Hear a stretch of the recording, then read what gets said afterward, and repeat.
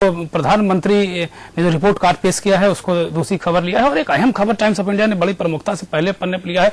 आपको याद होगा कि नासिक जिले जो महाराष्ट्र में है, नासिक जिले के मालेगांव टाउन में एक भीषण विस्फोट हुआ था। उसमें 37 लोग मारे गए थे, 125 से भी लोग अधिक घायल हुए थे। उस पूरे मामले में आपको बता दें कि प्रज्ञा ठाकुर, साध्वी प्रज्ञा ठाकुर, कर्नल पुरोहित और इस तरह के करीब बहुत जो हार्डलाइनर हिंदूवादी लोग नेता थे वो आरोपी हैं। तो एनआईए ने इस पूरे मामले की जांच की और असीमानंद भी एक गिरफ्तार हैं, इसमें एक्यूज्ड हैं। असीमानंद कानपुर के ही रहने वाले हैं और जम्मू में उन्होंने एक मठ बना रखा था। उस पूरे मामले में कानपुर से ही उनको गिरफ्तार किया गया था। तो कुल पूरे मामले में जो चार्जशीट फाइल की है वो उसमें इनका नाम नहीं है। लगातार जो कांग्रेस कहती रही कि हिंदू आतंकवाद की बात करती रही कांग्रेस, लगातार उसके नेता दिग्विजय सिंह और जो तमाम कांग्रेसी नेता हैं उस पर लगातार कहते रहे कि नहीं हिंदू आतंकवाद है, हिंदू आतंकवाद। ये जो एक वर्ग को संतुष्ट करने की बात हो रही थी, एनआईए एजेंसी है उसने जांच में इनको दोषी नहीं पाया, अपनी चार्जशीट में इनको आरोपी नहीं बनाया। ये अहम चार्जशीट है, इसको गंभीरता से लिया है टाइम्स ऑफ इंडिया ने, पहले पन्ने पर एक प्रमुख खबर बनाया है। अगर हिंदी अखबारों की बात करें तो दैनिक जागरण ने एक खबर लीड बनाई है मनमोहन सिंह सरकार की। कहा सरकार ने नहीं दिखाई तस्वीर, असली तस्वीर नहीं दिखाई। असली तस्वीर की बात कर रही है दैनिक जागरण ने, असली तस्वीर की बात कही है कि क्या है वो असली तस्वीर। घपले घोटाले और तमाम जो है इस तरह के मामले नहीं दिखाई है।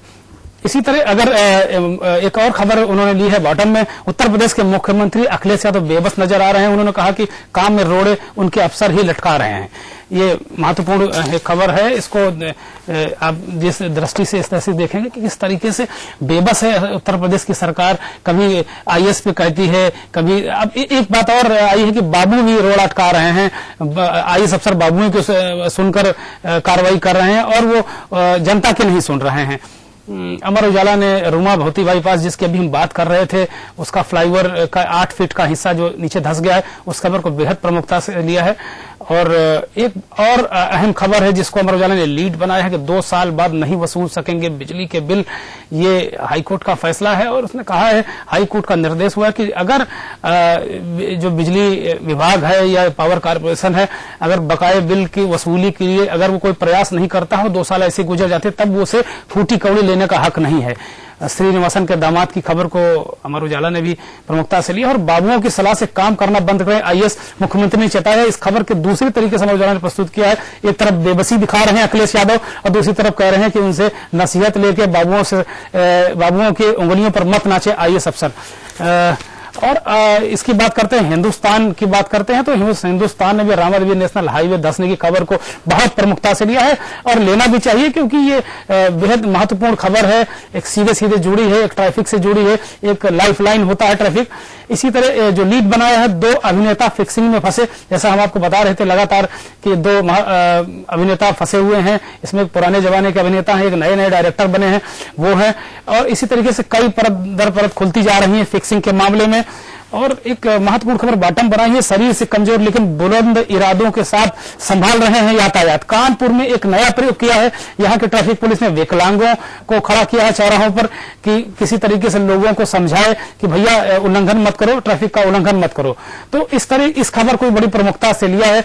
सामूहिक नेतृत्व की बात हिंदुस्तान ने लिखी है पहले पन्ने पर। यूपीए में सामूहिक नेतृत्व बढ़ेगा, इस बात की जोर दिया है प्रधानमंत्री और सोनिया गांधी दोनों ने। अनिल जी, एक बहुत अच्छी खबर ये अभी कानपुर से आई है कि विकलांगों को चौराहे पर खड़ा कर दिया गया है ट्रैफिक को एक तरीके से सेंसिटिव ट्रैफिक को सुधारने के लिए। क्या पुलिस में दम नहीं रहा जो अब इस तरीके के प्रयोग किए जा रहे हैं या इसको किस सेंस में लेना चाहिए? क्या संदेश देने की कोशिश की जा रही है? एक्चुअली पुलिस में दम नहीं रहा ये बात नहीं है, ये इनोवेटिव आइडिया है और विकलांगों के या इस तरह की मतलब इन्होंने जो एक नया प्रयोग किया है ये सफल भी हो रहा है जी। तो ये एक अच्छी बात है।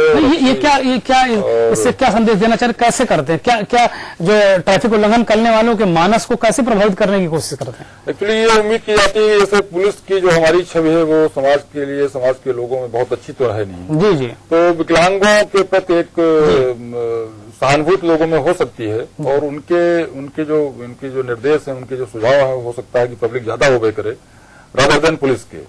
पुलिस के प्रति लोगों का नजरिया जो है बहुत अच्छा नहीं। ये बात करते हैं कि हम जैसे विकलांगों की बात करते हैं तो कहते हैं कि उनको लाचार, उन पर दया न करें, उनको लाचार न समझें, उनको बेबस न समझें, और इस तरह की बातें करते हैं और कहते हैं कि वो भी आपके बीच का अंग है, वो आपसे कम नहीं है। फिर एक दूसरी इस तरह की बात, ये दोनों बातें एक साथ कैसे हो सकती हैं? नहीं, यही चीज हमें समाज में कम्युनिकेट करनी चाहिए जी। विकलांगों को हम इस तरह से न देखें, न समझें, और विकलांगों में दम भी है, और जो कहीं भी यही नहीं, ट्रैफिक पुलिस में नहीं, और भी कुछ इस तरह की घटनाएं हुई हैं जहां विकलांगों ने बहुत अच्छा प्रदर्शन किया है, बहुत अच्छे काम किए हैं, उन्होंने अपनी उपयोगिता को साबित किया है, और कहीं से भी वो एक स्वस्थ आदमी से कम नहीं है जी। तो ये इसकी सराहना की जानी चाहिए कि पुलिस ने, हमारी जो ट्रैफिक पुलिस ने, उसने ये जो प्रयोग किया है बहुत अच्छा है। बिल्कुल, समाज में उनकी भागीदारी बढ़ाई जा रही है। बिल्कुल, ये अच्छा है, बहुत अच्छा। मालेगांव विस्फोट की बात कर लेते हैं। बड़ा चर्चित मामला था, गंभीर मामला था, और उसमें बहुत अरसे तक आपको ध्यान होगा कि राजनीति चलती रही।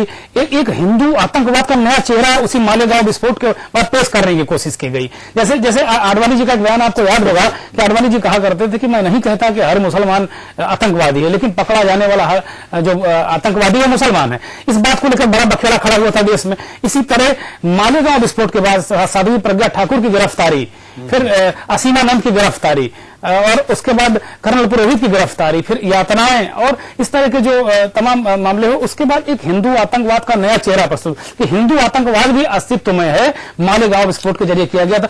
अब क्या हुआ जब चार्जशीट में ही उनका नाम है? ये बहुत बड़ा सदमा है उन लोगों के लिए जो हिंदू आतंकवाद के मुद्दे को बहुत जोर शोर से उठा रहे थे, उनके लिए सेटबैक है।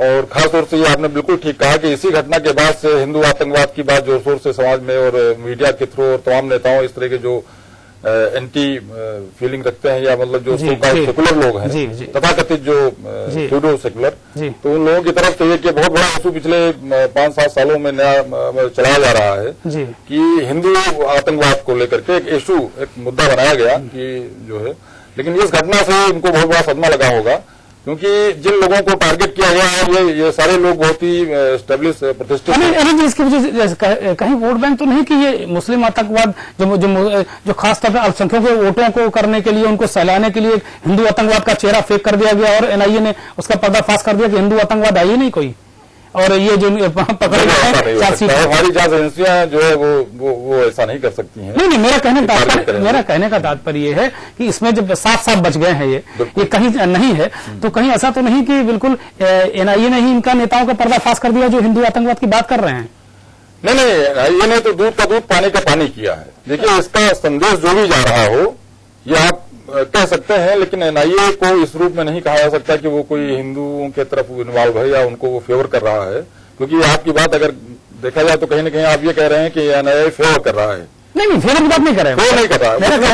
मेरा कहने का तात्पर्य है कि सीधे एनआईए की जांच में साफ हो गया कि ये आतंकवादी नहीं, हिंदू आतंकवाद का चेहरा नहीं है। इसका मतलब वो नेता पर्दाफास हो गए, नेता पर्दाफास हुआ है, और ऐसा कोई डेलिबरेटली नहीं किया है एनआईए ने। ये तथ्य है, उसने तो तथ्य सामने रखा है, तो ये उनके लिए सदमा। चलिए, इस एनआईए की जांच के बाद एक चीज तो साफ हो गई है कि एनआईए ने कहीं किसी का फेवर नहीं किया है, बिल्कुल साफ दूध का दूध पानी का पानी किया है, और एक ट्रस्ट, जैसे आपको एफबीआई की तर्ज पर एनआईए का गठन हुआ था जब आतंकवादी घटनाएं पूरे भारत में हुई थी, तो मुझे लगता है कि कहीं ना कहीं एनआईए उन मानकों को प्राप्त करने की कोशिश कर रही है। मालेगांव विस्फोट के बाद एक जो परसेप्शन बना है, एक जो नजरिया बना है, मुझे लगता यही है। कि मॉर्निंग में आप वक्त एक और छोटे से ब्रेक के बाद लौटेंगे तो बात करेंगे आपके सेहत से जुड़ी हुई और कैसा रहेगा आज का आपका दिन।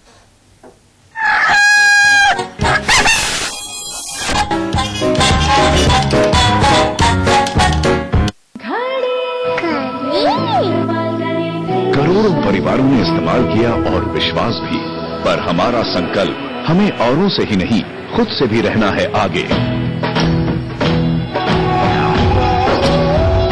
हमने बनाया बेहतर को और भी ज्यादा बेहतर। पेश है महाशक्तिशाली घड़ी डिटर्जेंट पाउडर। नया pack.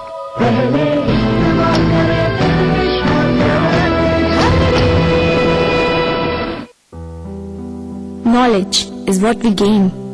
Discipline is what we follow. Motivation is what we get. Attitude is what we are. We are KDMA. बदहजमी जी मचलाना गैस का अचूक इलाज पुदीना प्लस। हर दर्द को भगाए,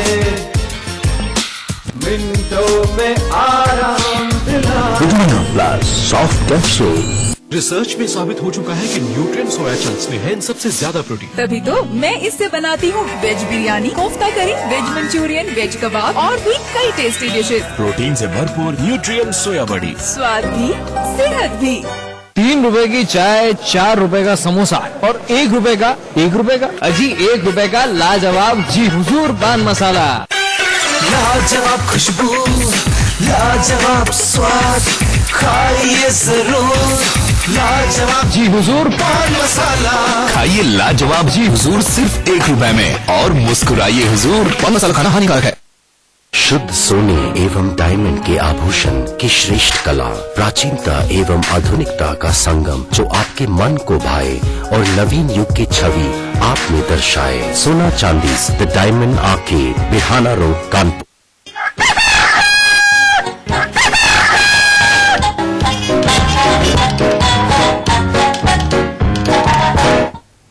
ब्रेक के बाद स्वागत है आपका के मॉर्निंग में। के मॉर्निंग में अब बात करेंगे तारों और सितारों की। तो आइए जान लेते हैं कैसा रहेगा आज का आपका दिन।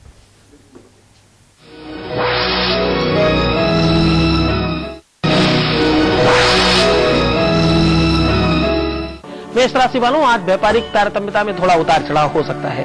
खान पान पर ध्यान रखें, कोई आप पर दोषारोपण कर सकता है। बुद्धि विवेक का समुचित सदुपयोग करें और देखिए आज राम राम कह के घर से निकलिएगा, रात बहुत अच्छा रहेगा, बड़ा शुभ रहेगा। वृष राशि की बात करेंगे। वृष राशि वालों, शुभता प्रदान करने वाला ग्रह आपके पक्ष में है। आज सौंदर्यता पर आपका मन रिझेगा। लोगों की सुंदरता और आपकी खुद की सुंदरता एक दूसरे को प्रभावित करने होगी। प्रेम रोमांस में आपका मन लगेगा और आज के किए हुए कार्यों में सफलता आपको रोज की अपेक्षा ज्यादा मिलेगी। थोड़ा स्पीड कम रखिएगा। एक काम करना पड़ेगा आपको, यदि संभव हो सके तो पक्षियों को थोड़ा दाना चुगाइएगा, बड़ा शुभ रहेगा। बात करेंगे मिथुन राशि की। मिथुन राशि वालों, आज आपके लिए जीवन का प्रमुख काम हो सकता है। प्रमुखता, विशेषता, लक्षणता और एक स्थिरता, इन सारी चीजों पर आज काम होगा। लोग आपसे मिलेंगे, कुछ प्रमुख लोगों से मुलाकात हो सकती है। बहुत दिनों से प्लानिंग जो चल रही थी वो सकारात्मकता में आगे बढ़ सकती है, साकार हो सकती है। एक बात का ध्यान रखिएगा कि आज जो आपके घर में वर्कर्स हैं, काम करने वाले हैं, नौकर चाकर हैं, उनका थोड़ा ध्यान रखें, उन्हें कुछ दे तो बड़ा शुभ रहेगा। बात करेंगे कर्क राशि की। कर्क राशि वालों, भाई थोड़ा सा आज स्थिर हो जाइए, थोड़ा गंभीर हो जाइए, थोड़ा आपको आज सच्चाई के पद पर आगे बढ़ना होगा और ध्यान रहे आपको प्रमुख कार्य करने की आवश्यकता है। केवल प्लान नहीं, कुछ काम करना पड़ेगा।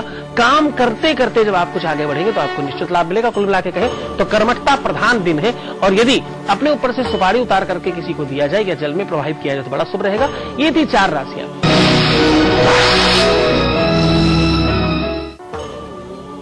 सिंह राशि वालों, आज आपको क्रोध पर नियंत्रण रखना है। आज आपका महत्वपूर्ण कार्य आगे बढ़ सकता है। आज आपके ग्रह नक्षत्र पूरी तरह से पक्ष में है। भाग्य साथ देगी, प्रारब्ध से काम होंगे, ईश्वरीय शक्तियां आज आभासित होंगी। मंदिर में जाना निश्चित होगा। धर्म पर आपकी अपनी श्रद्धा और विश्वास बढ़ेगा। कोई नजदीकी व्यक्ति आपके और सन्निकट आ सकता है। काम क्या करना होगा? कुत्ते को मीठी रोटी या बिस्किट देना होगा। बात करेंगे कन्या राशि की। कन्या राशि वालों, सशक्तता से काम कीजिए। आपकी बातों का कोई मिसयूज कर सकता है। किसी से बात करते समय चाहे टेलीफोनिकली बात करें, चाहे नेटवर्किंग थ्रू के बात करें, जैसे भी बातचीत हो भाई थोड़ा ध्यान रखिएगा, क्योंकि आज का ग्रह नक्षत्र, आज की अगर हम बात करें तो सप्तमेश द्वितीय ये दोनों आपस में संसर्ग बना रहे हैं और ऐसी पोजीशन में सिर्फ एक बात होती है कि आपका अपना मिसयूज होता है। आप कहते कुछ और है, लोग समझते कुछ और है, उसमें तर्क और कुतर्क बढ़ता है। बचिएगा तर्क और कुतर्क से। अखरोट खाइएगा, देवी जी का भोग लगाइएगा, दर्शन कीजिएगा, बड़ा शुभ रहेगा। बात करेंगे तुला राशि की। तुला राशि वालों, आज प्रसन्नतादायक दिन है, आनंददायक दिन है। बहुत दिनों के बाद बढ़िया दिन देखने को मिल रहा है। शुभता होगी हर तरफ, हर कार्य में प्रगति होगी, स्पीड बढ़ेगी, काम बढ़ेगा, नाम बढ़ेगा, यश बढ़ेगा। अरे कुल मिला के बात करें तो आज का दिन शुभ है। आपके लिए उपाय में समुचित काम करना है। प्रसन्न रहिए, आनंदित रहिए, सबसे मिलिए और कोई प्रणाम करने लायक हो प्रणाम कीजिए, आशीर्वाद देने लायक हो आशीर्वाद दीजिए। आज आदान प्रदान का दिन है। बात करेंगे वृश्चिक राशि की। वृश्चिक राशि वालों, भाई धैर्यतापूर्वक काम करें। बहुत स्पीड में काम किया हुआ बिगड़ सकता है। स्पीड पर थोड़ा सा ब्रेक लगा के चले और आपकी अपनी निरंतरता, सशक्तता और आप